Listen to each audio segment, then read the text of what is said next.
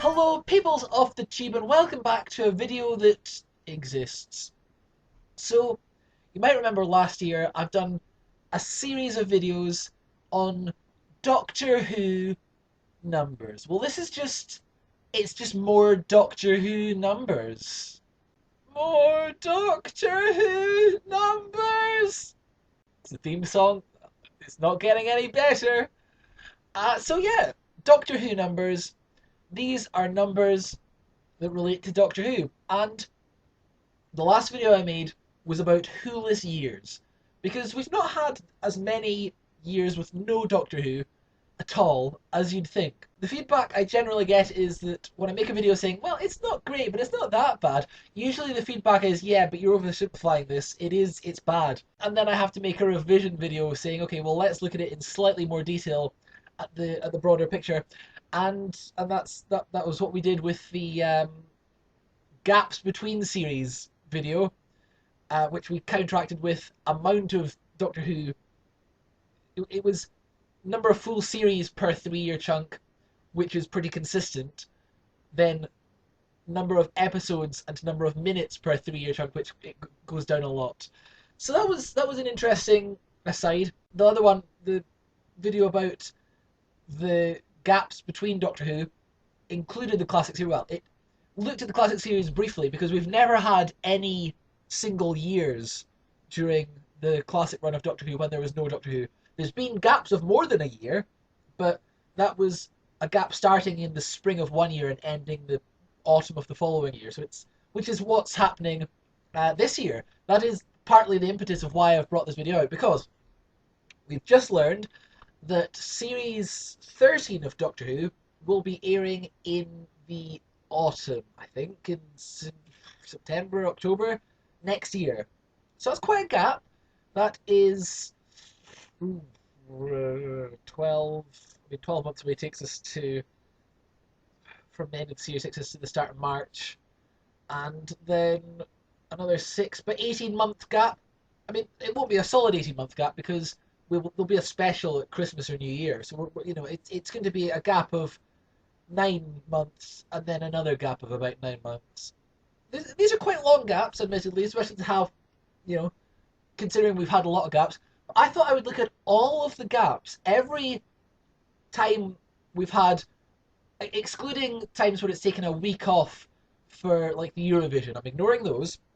Apart from that, any gap of more than a week, I'm looking at in Doctor Who. How long have we had to wait per series? I've made a spreadsheet, so I've got all this information in front of me. I spent the last hour making this because, I mean, what else am I going to do with my time? I don't know. But let's look at these numbers. It's not that consistent as to how I'm presenting these periods of time, because some of them are very short and some of them are very long. So anything less than about 2 months, well, I mean, anything up to about 10 weeks, I'm counting in weeks. More than 10 weeks, I'm counting it in months. There is one that was about 12 weeks, and I was like, you know what? Or was it 12 or 13? It's 2 months, or whatever. I was 2.5 months. That's my system. So if it's more than 10 weeks, I'm measuring it in months. If it's more than 12 months, I'm probably going to be, well, no. If it's more than 2 years, I'm measuring it in years, but years and months, but not years and months and weeks. Okay, are we happy with the system? Don't worry. I'm just trying to make this as easy to follow as possible. So here we have some. There's no exciting visuals for this. You're just gonna have to look at me telling you numbers. But just imagine that I'll maybe put a caption on the screen if I can be bothered. So, series 1 to series 2, back in the 60s, in 1964, there was a gap of 7 weeks. Imagine having to wait 7 weeks for the new series of Doctor Who. That would be hellish. It would be great. 7 weeks they had to wait.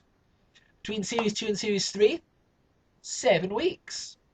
Between series 3 and series 4, 8 weeks. Oh, it's getting longer, guys. It's getting long. It's never going to get shorter. Between series 4 and series 5, 9 weeks. Uh-oh. Between series 5 and series 6, 10 weeks. Imagine 10 weeks. That's like over 2 months. That's such a long. Imagine that. If we had to wait 10 months for the next series of Doctor Who, 10 weeks, I mean, we'd be waiting until um, when does the last episode of this series airs on the 1st of March. So we'd have to wait until we'd have to wait until the 10th of May. Imagine that. Imagine if we didn't get series 13 until the 10th of May. We'd go mad. So that's yeah. That's I'm reminding myself. It's sewage is cocaine on the lawn. That's a reference no one's going to remember. Um, yeah, where was I? So yeah, 10 weeks.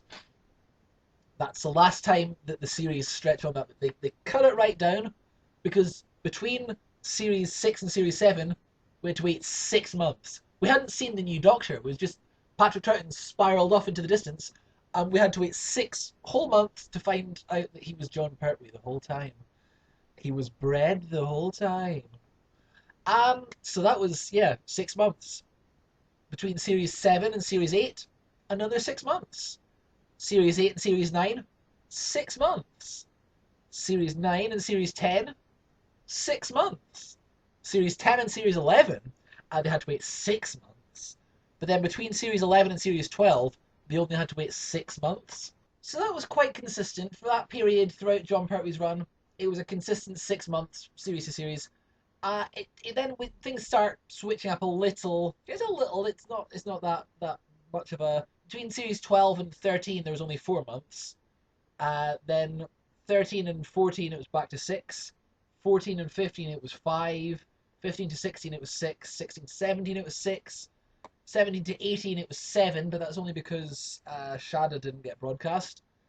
Series 18 and series 19, they had to wait 9.5 months, getting a bit longer because at this point, the series episodes were broadcast twice a week instead of once a week, so it was over in half the time.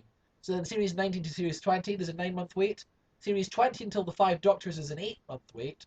But then there's only a 6 week break between the 5 Doctors and the start of series 21.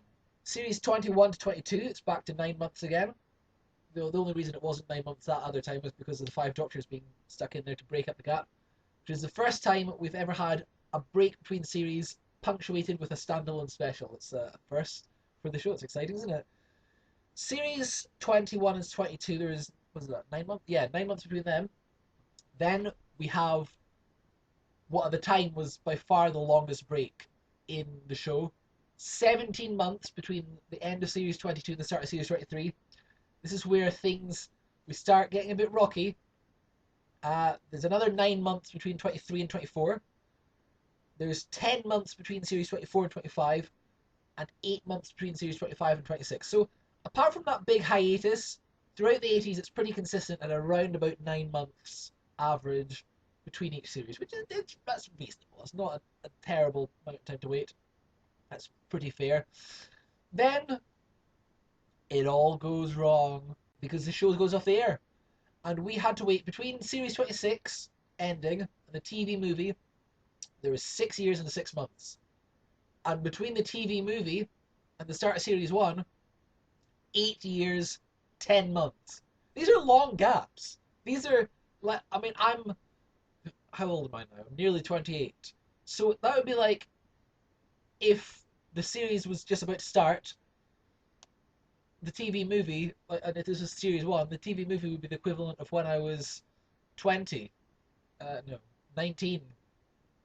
And the start of the end of series 26 would be when I was 13. So that's the whole time I've been watching Doctor Who, almost. There would be no Doctor Who. That's an awful lot of time with no Doctor Who. Now, for the pedantic amongst you, who would want to include some other episodes that I'd be tempted not to,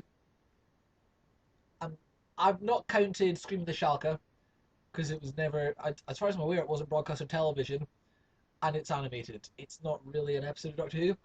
I've not counted Curse of Fatal Death, because it's a comedy special and it's not featuring canon versions of the Doctor.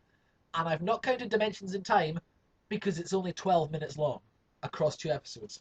But if you want to include them, which is fair, um, here are the data. Series 26 to Dimensions in Time, a gap of 4 years. Dimensions in Time to the TV movie, 2 years, 6 months. TV movie to The Curse of Fatal Death, 2 years, 9.5 months. Curse of Fatal Death to The Scream of the Shalka, 4 years, 8 months. Scream of the Shalka to Series 1, 1 year and 3 months.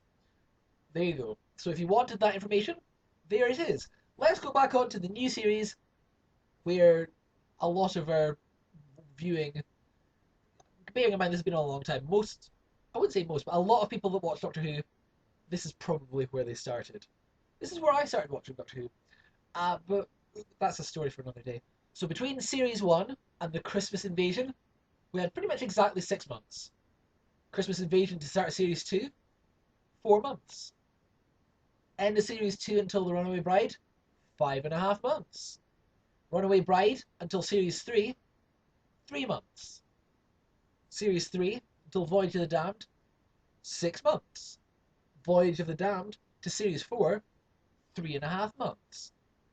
Series 4 until The Next Doctor, 6 months. The Next Doctor until Planet of the Dead, 3.5 months. Now, at this point, it's been pretty consistent, about 6 months, and then about 3 to 4, sort of six and 3 roughly. 6 between the end of the series and the special, then another 3 or so from the special to the start of the next series. That's been more or less the running order from the new series, from Series 1 up to the start of the specials. Then, of course, we didn't get a full series that year, so after that 3.5 month gap before Planet of the Dead, we then had to wait another 7 months for the next episode, which was Waters of Mars. Then we only had to wait 6 weeks for the next episode, which is The End of Time, Part 1. Obviously, End of Time Part 2, following week. And then 3 months from End of Time until Series 5. End of Series 5 to Christmas Carol, 6 months. We're back to this sort of pattern again. Christmas Carol to Series 6, the start of Series 6, 4 months. A little bit longer than usual, to a smidge. Then we had a break of 2.5 months between the start of Series 6 and the end of the second half of Series 6.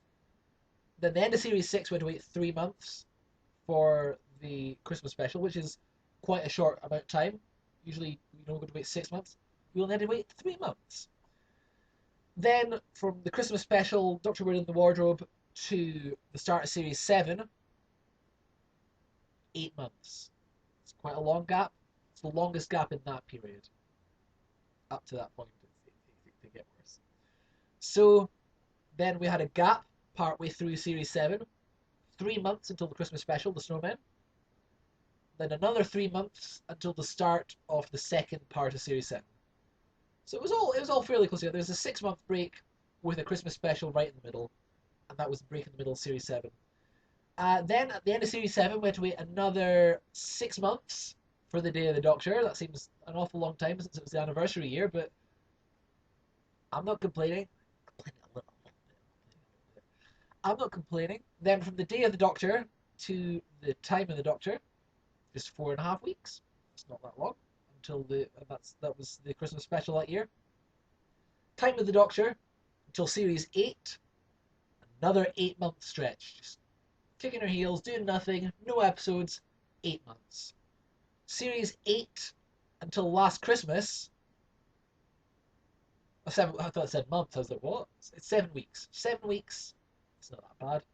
Pretty much just on the end of the series. It should have been on the box set, really, but it wasn't.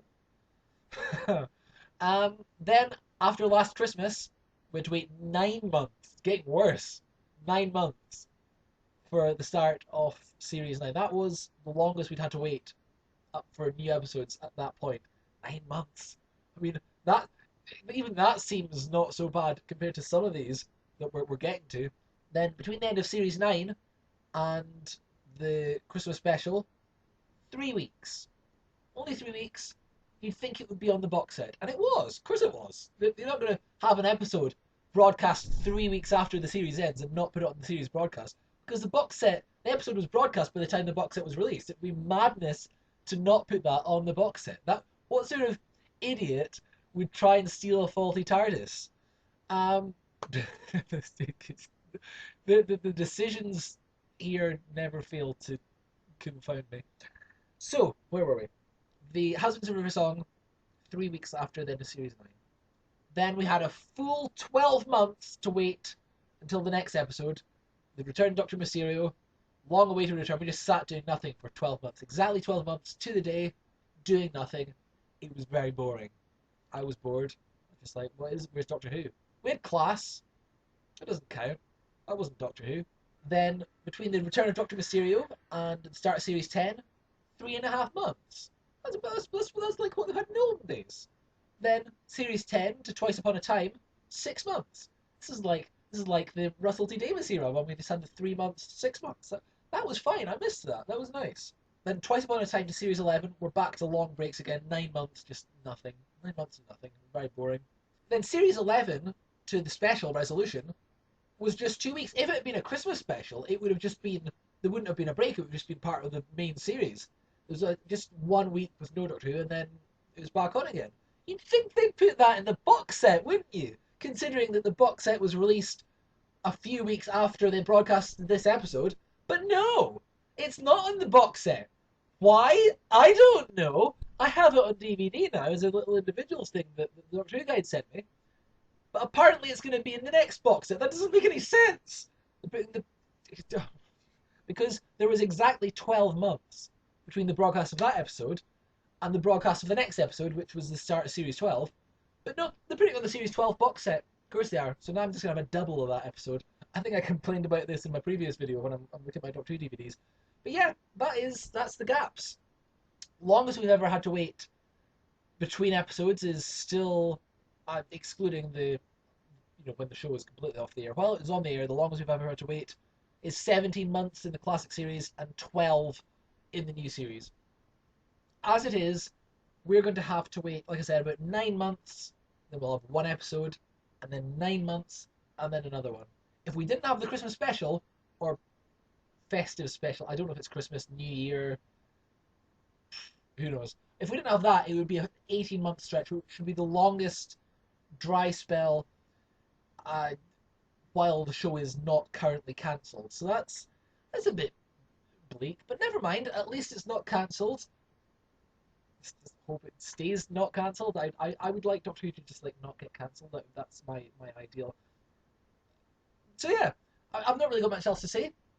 I hope you enjoyed these numbers. That's this about like 20 minutes worth of footage.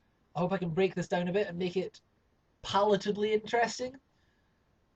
Join me again sometime if I think of some more numbers to talk about. If I don't, maybe I won't. Until then though, thank you for watching and have a nice day.